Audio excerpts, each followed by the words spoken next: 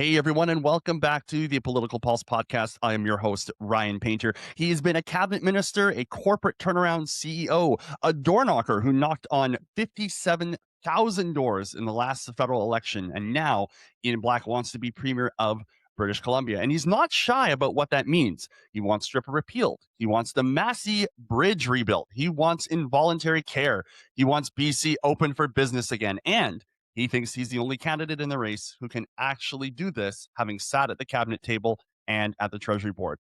Whether you agree with him or not, this man has a plan. Today, we find out if it holds up. Ian Black, thank you so much for joining us. Good to see you, Ryan. How's it going?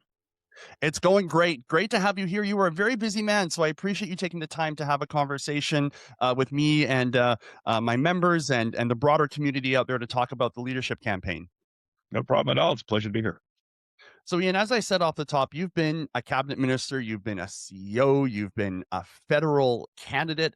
That's a lot of jobs. And now you are vying to be the leader of the BC Conservative Party and the premier of BC. Now, it's interesting because you've done a lot already. So why this and why now?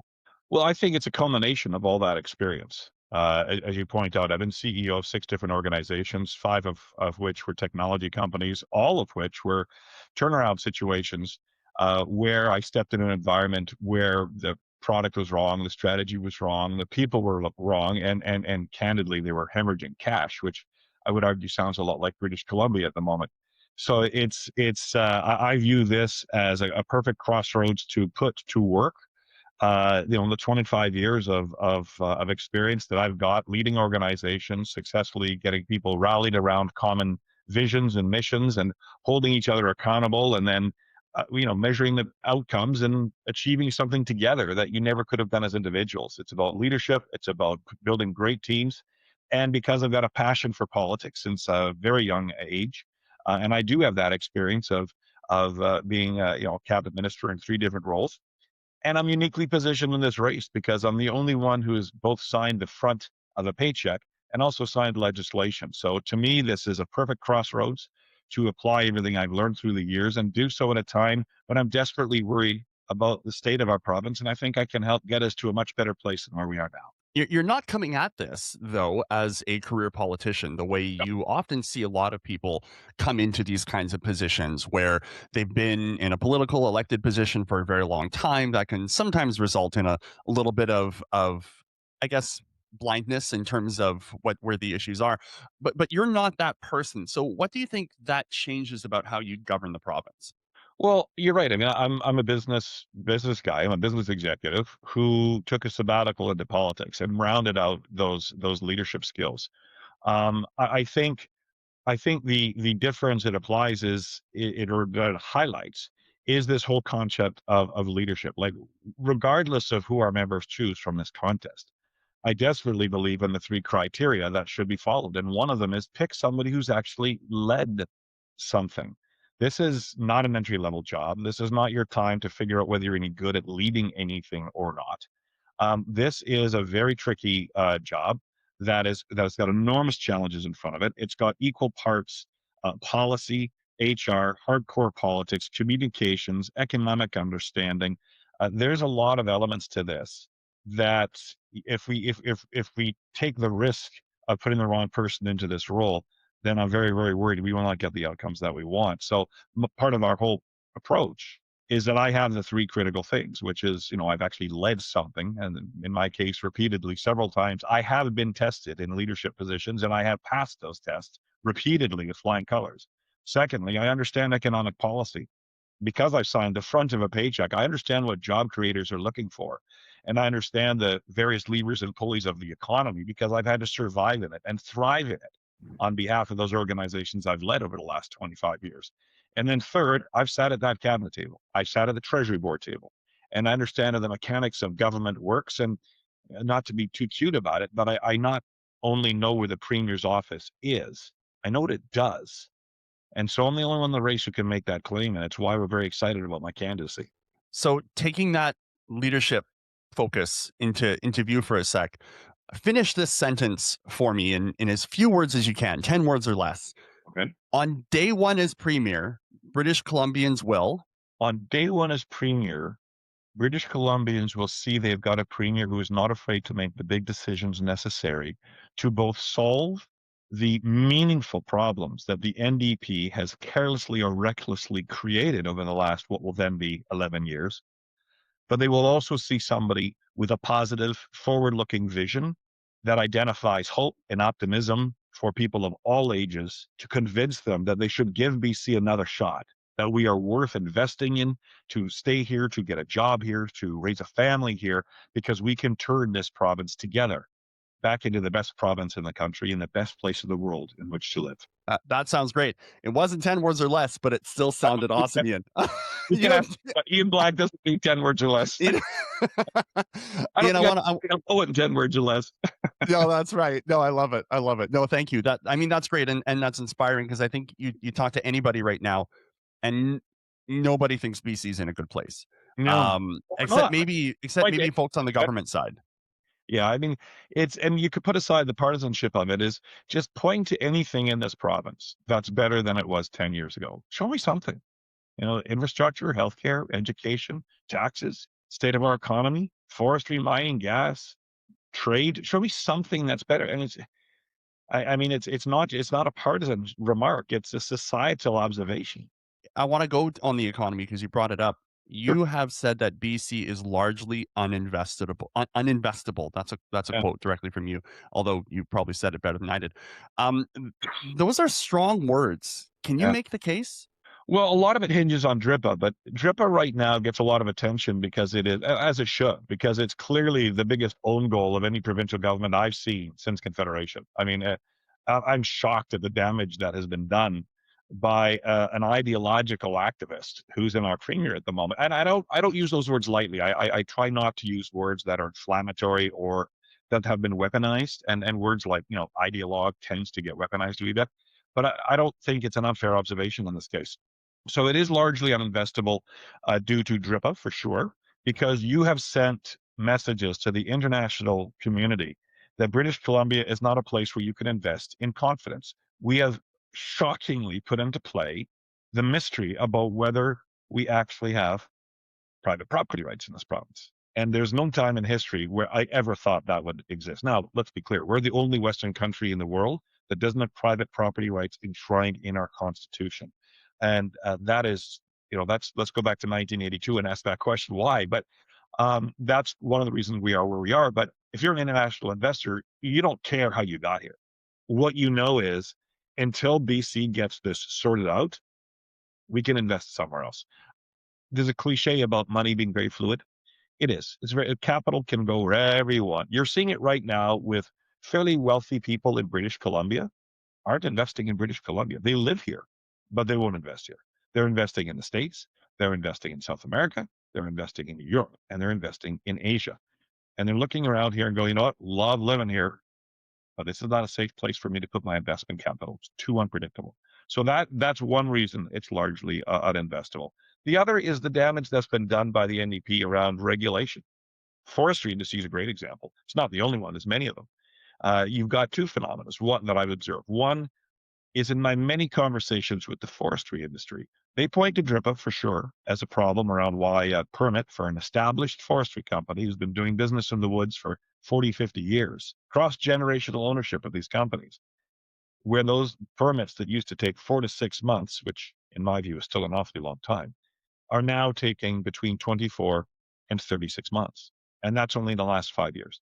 They definitely point to DRIPA, but they're very quick to add it's not just DRIPA. It's the fact that the regulatory regime and the expectations that the provincial government is placing on these established, highly experienced forestry companies, it's moving so much that they say it's month to month and we're having to hire more people just to stay on top of what exactly it is the government wants from us. So there's no stability in the regulatory regime, which again makes people go, I could do forestry in the States. I could do forestry in South America. Why would I do it here? And that's a very, very troubling sign for me. And the second observation just takes a second to explain, which is in the 70 plus town halls and meet and greets that I've done in this competition. I've met hundreds of small business owners. Now, I'm the former small business minister, so I'm used to asking small business owners, how's it going? Right. And when I was the minister, you heard a lot about taxes. Can you do something about our taxes? Our taxes are pretty high. Personal taxes, before we lowered them back when I was in government, small business taxes, which we also lowered when I was in government. You hear a lot about that.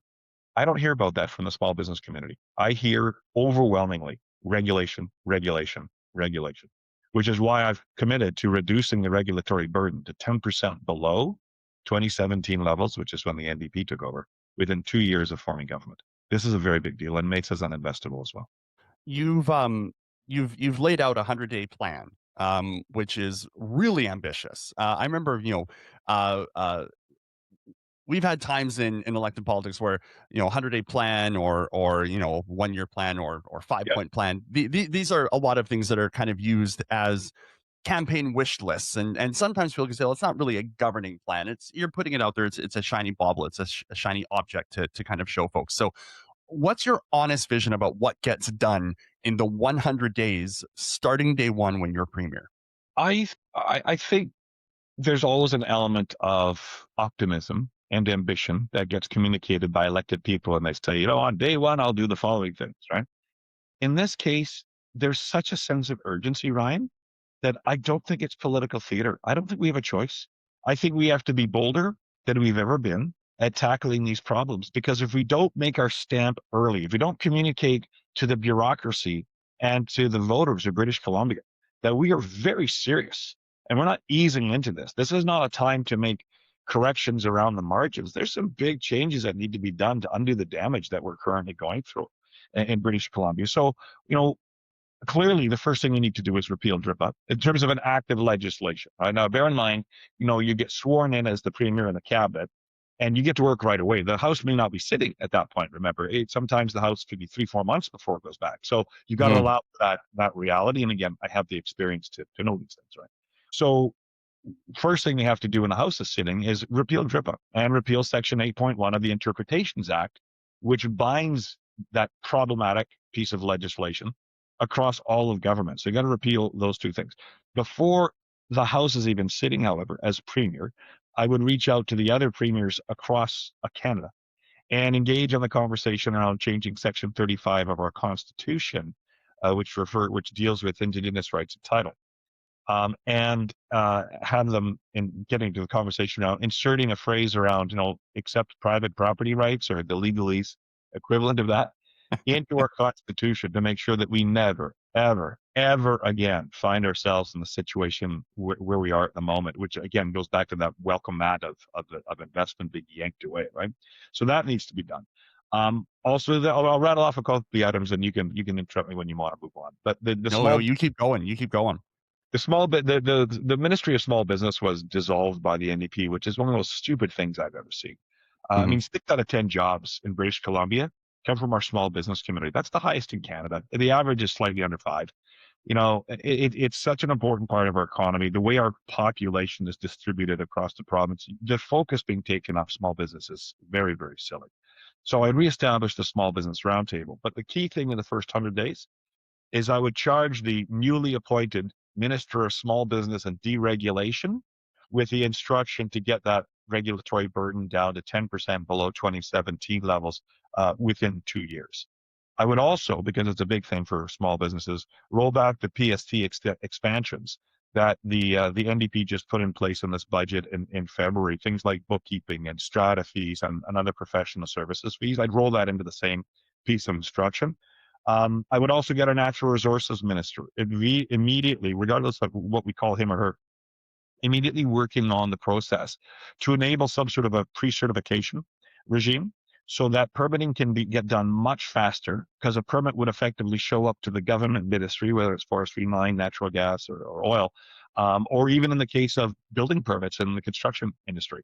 They show up pre-certified. They've been viewed by the necessary architects, engineers, geotechnical guys, the environmental engineers, whatever, but they're showing up with those stamps on them to the government office that says, these meet your standards. And we don't need to spend 2.5, 3 years dealing with bureaucrats going back and forth on this issue.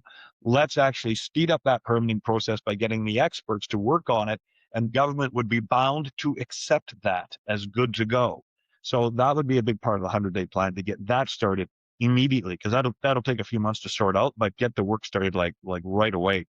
I would also get the municipal affairs minister So the minister responsible or key liaison with all the cities and towns in British Columbia to do the very same thing on the pre-certification when it comes to building permits for the construction industry, which has been hammered by this government in the last couple Hmm. of months. 40,000 jobs. Forty Yeah. thousand jobs have been lost in February and March, and a very large percentage of those are in the construction and trade business because of what's happened under the NDP. But they would also be instructed to take care of some of my real estate and construction promises. There's a two-pager on my website that your viewers can have a wee look at. But I break it down into the four things that will fix housing affordability at the same time as getting the construction industry back on its feet. I broke it into four parts. It is around how we deal with what are called CACs and DCCs, which are the taxes charged by municipalities to developers to build something, a piece of real estate. And in some cases in Vancouver, for example, the tax burden, including those two taxes, is about 42% of the cost of a brand new building or a door, if you will. Wow. Like, so think of $1 million condo, which is a crazy number that I'm even saying out loud, but it's so common these days. $1 million condo, $420,000 of that currently is tax. Like that's just unacceptable to me. And that is a huge driver of the housing affordability crisis that we're in because all the existing housing stock, like if you own a condo or I own a condo and we go to sell it, well, we're going to price it to market because we're not dumb. So if we know Right. that new ones are selling for $1 million, whether it should be 600 grand or not is beside the point. If it's selling for 1 million and I think I can get 850 for mine, I'm not going to sell it for three. I'm not, right? So these things are really important. But I also tackled permitting and harmonizing our building code. So I'd start that in the first 100 days, especially this what's called the STEP code, which is a provincial building code that gets layered on top of inconsistent municipal building codes. That absolutely, I would get that harmonized or eliminated depending on the municipality. But also the sub laws that we put in place around real estate and housing. And those include the speculation tax, the foreign buyers tax, the empty homes tax, and the Airbnb restrictions, or the with short-term rentals is the technical term. Um, Hmm. all of those would be eliminated because that was for a housing market that no longer exists at the moment, right? Right. And foreign buyers, another name for a foreign buyer beyond investor, is a landlord.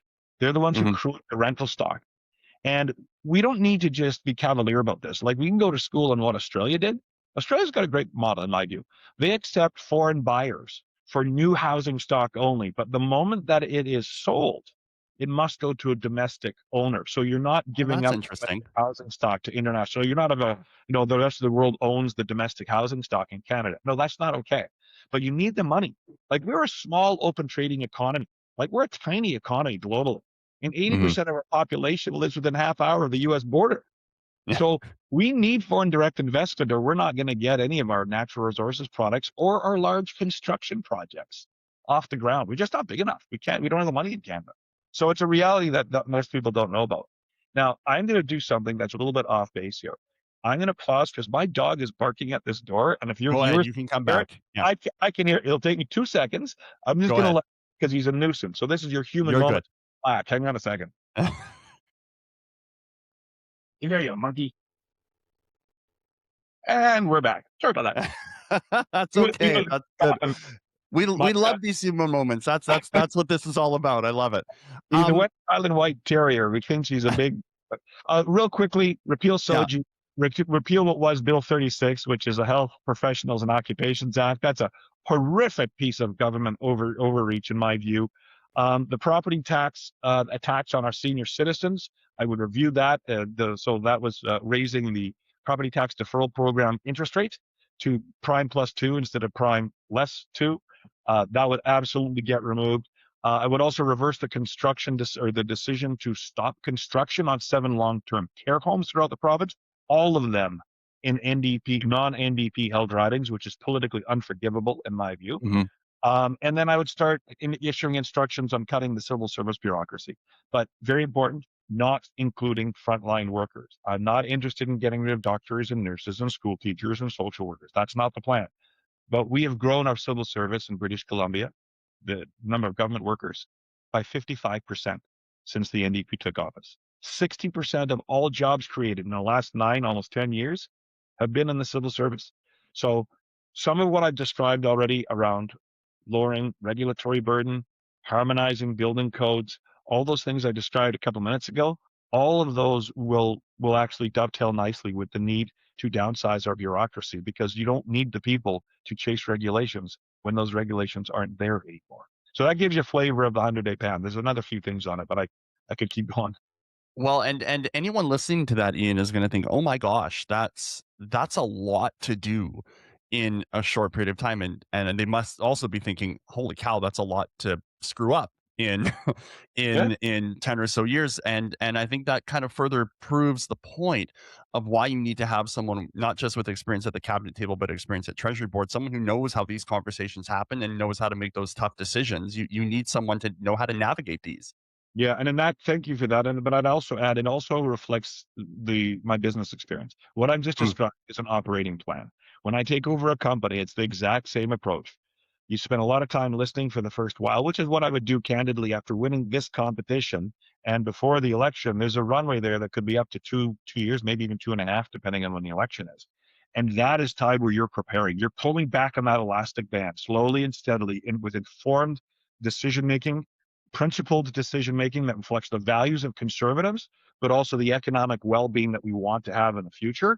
So that when we do win, when we do get sworn in, we're not making it up as we go. I'm a big believer of having a plan.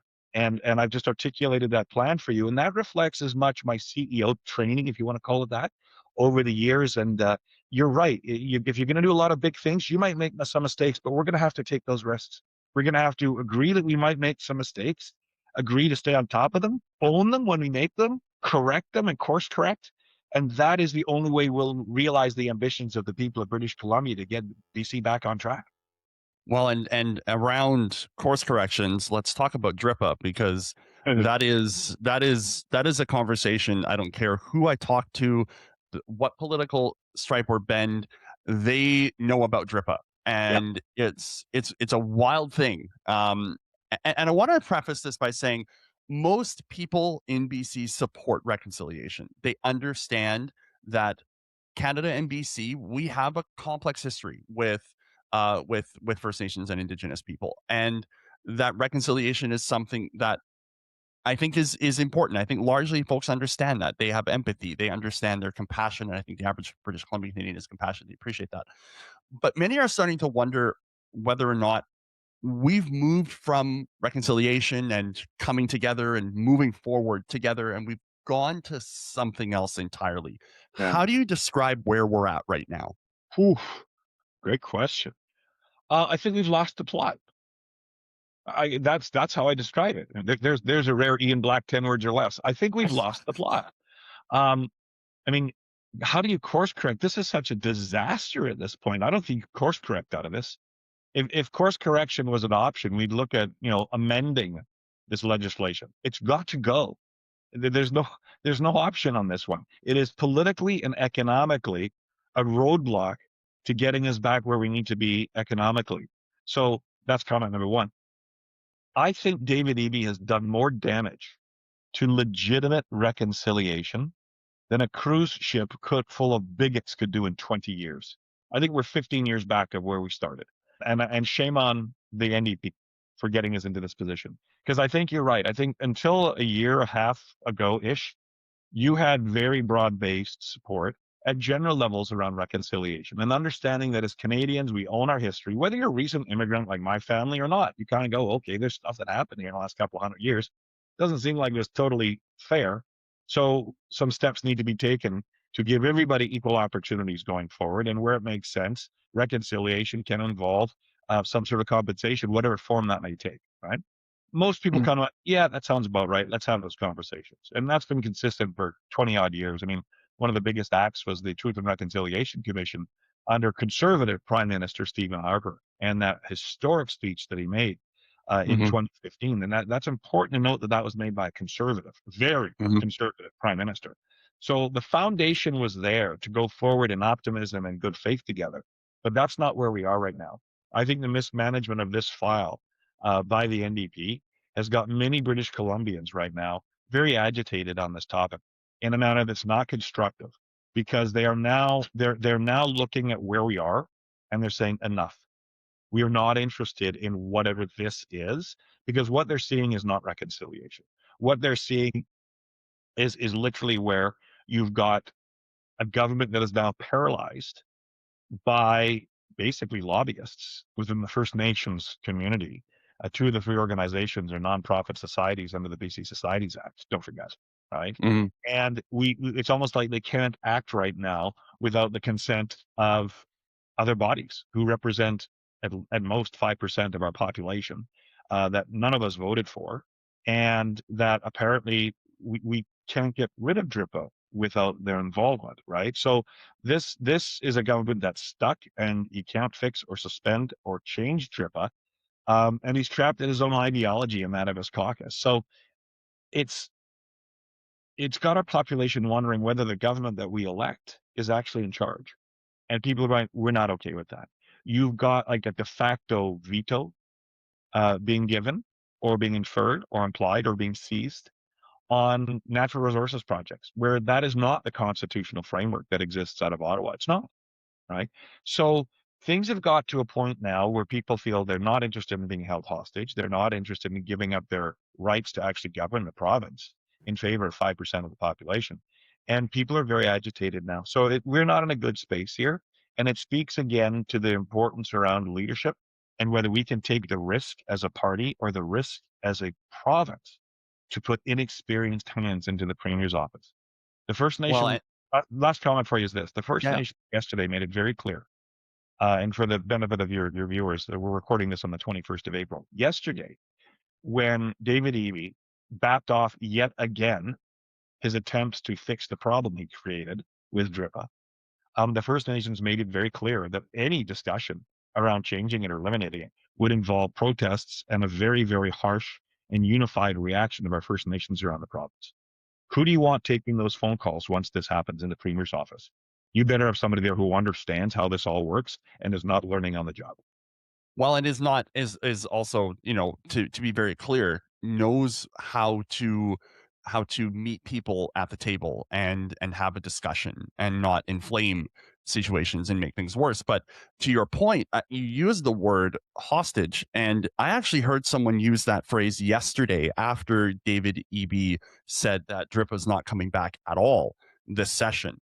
Yeah. And he said to me in a phone conversation, I actually feels like BC is being held hostage. And I want to refer back, and I'm pretty sure this was you, and you'll correct me if I'm wrong. I think you described the Haida Rising Tide Agreement as immoral. Is that right? I think you may have said that. I may have got that wrong, but No, it wasn't me um that, yeah, oh, okay. not to my recollection. I don't think I called it immoral. Oh, It's a okay. very unusual agreement, and how we ended up where we did is.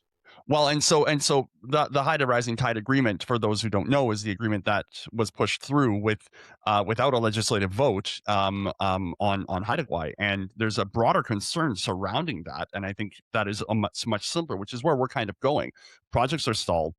As you said, permits take years when they used to take months, and now it really feels like elected governments can't move without sign off from bodies that weren't elected by the public. And I wondered, did anybody vote for this co-governance model? Like, is did anyone go to the ballot box in October 2024 and say, "Yep, you know what? I want to vote for half of a government"? Yeah. Because I don't think Well, they did. one of my favorite terms in business is shared accountability is no accountability, right? If you can't point to one person and say you are in charge or you're responsible for the outcome, if it works well, you get praise. If it doesn't, I'm holding you accountable. The Haida. So I remember now what you're talking about. The Haida agreement itself isn't what may have used. If I used the word immoral, it wasn't about that agreement. It was the fact that it was constitutionalized. That was the Ah, part. yes, Oh, so that's the right. agreement itself is an agreement done between a government and a First Nation. I may not like the deal. The deal itself isn't immoral. I may not like it, but it's not immoral. What is immoral there, and frankly undemocratic, is that Mm. after that deal was done, the government very quietly, without even informing the Indigenous minister of his own government, the government went to a judge and got the judge to agree to constitutionalize that agreement so that no future government would be able to undo it. That is immoral. That is so that if I use the word immoral, that's where I would I have think used it. that's what you were referring to. Yeah, Oh, yeah. that is not okay. That is, you are taking a decision beyond the legislature and beyond the democratic elected people that we send there. That's never okay. And it was done, So it was done sneakily too. The cabinet minister involved, the minister of Indigenous Relations, didn't even know about it when the media asked him. That's just how I bad. I remember being in I don't remember where I was, but I'm pretty sure I was in the hall when Von Palmer was asking the minister that question, and he looked a little bit shell shocked, to say Yeah, the least. that's great. I mean, there's wonderful, a very unfortunate political theater, but he said, "Why didn't you tell us that this was happening?" Yeah, And his response was, "I didn't know it was happening." yeah, That's yeah. where we're at with the David Eby government. Well, and now here we are. So again, in a with a seemingly intractable group on one side, and nothing but confusion and lack of clarity and uncertainty on one side, um, repealing DRIPA is not going to make this very intractable group very happy. They've already talked about and intimated, I think it's safe to say, resistance and public fierce resistance to this. That's really scary for a lot of people. So legally, politically, practically, how do you deal with that the first morning after you sign that order? Well, it takes 3 days to repeal a piece of legislation if you accelerate the timeline, right? And that's a that's your best case scenario, but it can be done. And in this case, I would use the heavy hand of government to get it done quickly. I'm not interested in a protracted 6, 8, 10 week debate with whoever's there from the NDP side, arguing this point. This will be part of our election platform. It will be executed very quickly. The day after is the big question. And Ryan, I can't emphasize how important what you just asked is, especially in the context of this competition. All of us have said we're going to repeal DRIPA. All of us, right? Some of us with a little more enthusiasm than others, but it's got to go. And Section 8.1 has got to go. I think I'm the only one who's talked about opening up the Constitution right away, but that, for the purposes of this point, that doesn't matter. Who's answering those phone calls the next day? Which premier of the province is taking the phone calls? If what you just described happens, and you've got the forestry companies, owners of those companies, phoning up and saying, we've had 40-year relationships with our First Nations, and now our roads are blocked to get into the woods. And you're receiving phone calls from mining executives saying, we're getting like threats of unsafety on our mining sites, and the oil and gas fields up north are being disrupted. Who's taking those? Who do you want taking those phone calls? It's no longer about who might know a little bit more of the nuance of the legislative problems that got us here, or have a deeper understanding of how DRIPA is a crazy idea. It's no longer about that. You're now the premier, and you're dealing with the cities, the municipalities phoning in and saying our people can't get to work, and there's no money in our communities. You have the labor leaders phoning in saying our guys can't work, and you got the indigenous leaders, some of whom will be very angry, and others who are capable of making deals and wanting to look past this, trying to find a guiding light out of the premier's office to say, how do we put these pieces back together and start figuring out a path forward together? That's the risk of picking the wrong leader in this competition. It's not about repealing DRIPA and who knows the most about it. Frankly, you can hire experts for that kind of stuff if you really need it. It's about the principled decision making and the experienced leadership to navigate the complex waters that follow after. And you better have somebody in that office who has got the skills and experience to do so, because the people of British Columbia will suffer if we don't. We're getting near the end of our time here. I got two more questions for you, Ian. Thank you so much for taking the time to connect and chat with us. I want to focus a little bit more just on the race itself, which you've alluded to very nicely. Um, this is a race for the Conservative Party of BC, and you're no stranger to the various things that have been said about not wanting this group of people to have too much power, not wanting this group of people to have too much power. There seems to be quite a bit of sniping back and forth online and social media, and it's some of it has been a little bit, what word can I pick? It's not looked the best. One thing I have appreciated about your approach, and I noticed this at the Juno debate, is you don't take the bait to throw stones and take shots at your competitors. You are very focused on the premier, the NDP, and David Eby, and I appreciate that. But what I want to know is, how do we as a group navigate this tension that exists? Because as you mentioned, Stephen Harper had a similar challenge as prime minister of a party that definitely was pulling and had tensions in various directions. So, what's your answer to how we manage some of those concerns about being pulled in one direction or not? Well, it's a broad question. You could apply that within the contest, within the caucus, or putting a team together after the competition to get ready for a general election and put our best foot forward to the people of British Columbia. So you could answer it a bunch of those different ways, but there's some commonality of how I'd approach it, right? One of the principles I really believe in is you focus on what's right, not who's right. And if you are strict in your thinking there and you're disciplined and you're generous in listening to people, and who may have different views that you do around the edges, then you can typically navigate those waters quite well. If like we have got a party right now, conservatives have always been a big tent party, right? And you've got it's quite a large tent, and the ends of the tent sometimes can look pretty far away from each other, but that's not new. I think the first thing we have to do is recognize that this is not a new conversation to have as conservatives, and if we stay focused on the prize, which is defeating the NDP to form a conservative government that will use conservative values to get this place back in shape, right? At every level that you can think of. That is a bit of a North Star that helps me. It guides me a lot. But I also think that you've got to allow the competition to finish.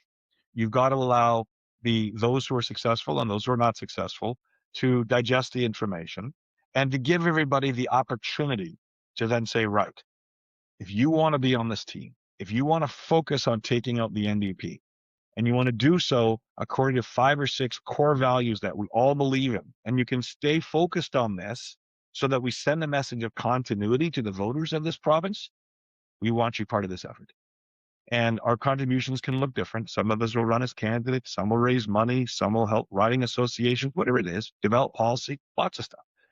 But I do believe that you've got to give people the invitation to join the ranks, and but not without qualification. Like depending on who wins this competition, they will have a tone and a value system and an approach that has to be agreed to by everyone else, and or else the voters will get confused and we'll end up exactly where we were 2024, where people didn't vote for us in many ways because they weren't sure exactly what we stood for, and there's a lot of noise around the edges that make people uncomfortable. That's how you Mhm. lose elections. So having that strength of leadership, principle-based decision making that reflects values that are consistent and really conservative, that's how we're going to win. Final question for you, Ian. I graduated from university in 2007, um, 2008 financial crisis, um, Good and timing. then yeah, great timing. Bought my first house in 2019. Not long after that, COVID-19. Being a millennial's got all kinds of things tied up in it. Um, Things feel harder and heavier now Mm. than in any time in my life that I can recall, and I'm including sitting in a grade 12 classroom on 9/11 and being freaked out by that. For someone listening right now who's a member, who's frustrated but not yet convinced, what's the one thing you want them to take away from your time with us today? Oh, that's such a great question. I think things feel heavier and harder because I think they are heavier and harder. I think some of it's our own making, some of it's a kind of an attitude thing. But I'm not going to turn to somebody 35 to 40 years old who can't buy a house after working 25 years the way mom and dad did, who, can't get a family doctor and they're not happy with the school system and what it's sending home by way of their children's messaging relative to the value system they want around the dining room table. I can't turn to those people and say, no, no, no, there's nothing wrong here. It's all in your head. It's not. It's very real. So I think number one, acknowledge, validate, and let people know you hear that what they're saying. But my key takeaway would be this: the best days of us are still in front of us. They're going to look different, though. They're not going to be like the best days that are behind us. They're going to be different. The playing field's different. The geopolitics is different. You've got a Donald Trump phenomena that's still got 2, 3 years left in it. You've got Putin still in power over in Russia. You've got China that's increasingly flexing its muscle. And when we are a small open trading economy the way we are, that's going to impact Canada and then by extension BC, right? So we will carve out if we agree on those 4 or 5 basic conservative principles that give people opportunity, that gets government out of their way and let them live a life the way they want to, so it's less intrusive. When we give them the opportunity to build lives here, get the taxes where they need to be, get the regulatory burden down, and also step up culturally to some of our institutions, get ideology out of classrooms and schools, have our government departments stop reflecting politics, but just serve the people in the manner that they need done with the least number of people so we can keep our taxes as low as possible. When you wrap a narrative around that talks about the industries that we want to grow, whether it's in technology, whether it's in food processing in the ag sector, whether it's about the oil and gas pipelines that we need to get built in this province, stabilizing the forestry industry and get people back in the woods again, mining, enormous opportunity. When you paint that picture for folks and say, look, it's not going to go back to the way it was, but it can look really good. It can look really, really good. And I want to show you how and the things that would have to be in place and what we could do as elected officials to do our part to set that table for people who've got the ambition, the skill, and the drive to build British Columbia together, but selfishly and appropriately so for the betterment of their own family unit. Magic will happen and we can get there. I do believe it. It's the main driver in this competition for me. We can do better. And I believe I can help get us there. In Black, thank you for your time. Any final thoughts, and where can people learn more about you and your campaign for leader of the BC Conservative Party and Premier of BC?